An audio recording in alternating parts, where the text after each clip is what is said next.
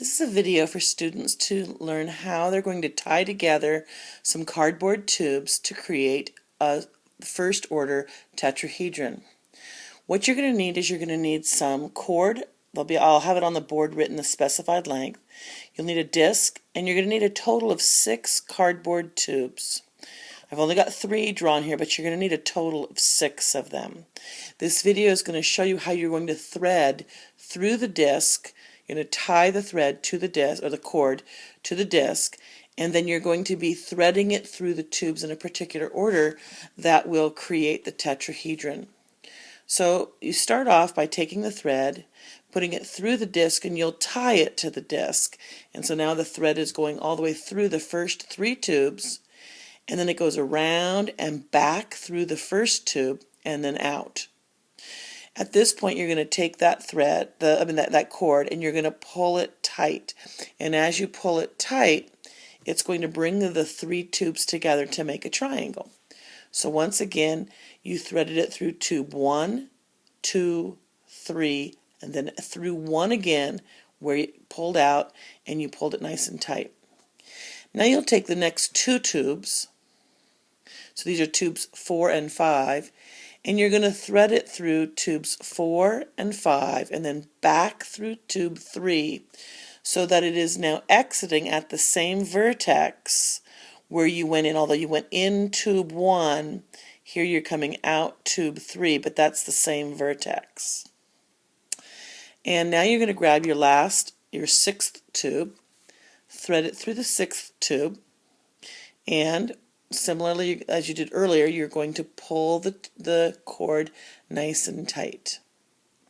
And when you do, it's going to draw up the tubes so that you will have this type of a shape. When you're pulling it nice and tight, you want these joints, each one of these vertices, to be nice and tight, not crinkled. You don't want the tube to actually get smashed together or anything. You just wanted a nice tight structure so that it'll be a firm tetrahedron. Once again, I'm going to show you the threading that we did and counting with the tubes.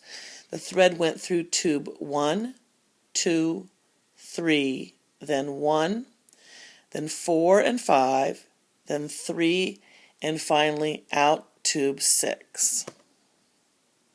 Now you're going to take this end and you're going to bring it up to this vertex and you're going to loop it around that vertex.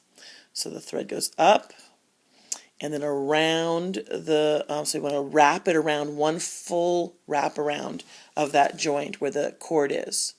And you're going to pull it tight. When you pull it tight, you're going to have created a tetrahedron.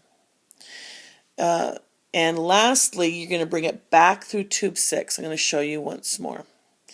It goes through tubes 1, 2, 3, then tube 1, up through 4, 5, then through tube 3, up through tube 6, where you're going to tie a nice and tight knot, and then bring it back out through tube 6. So once again, it's exiting this same vertex, different tube, but the same vertex from where you entered the thread into tube 1. Now you're going to remove the disc and tie it off nice and tight here, making sure that you've pulled the cord so that these vertices, these corners, are nice and tight, and so this is a nice firm tetrahedron. We're going to be putting several of these together and making a very large structure, so we need these individual tetrahedron to be nice and a tightly tied tetrahedron.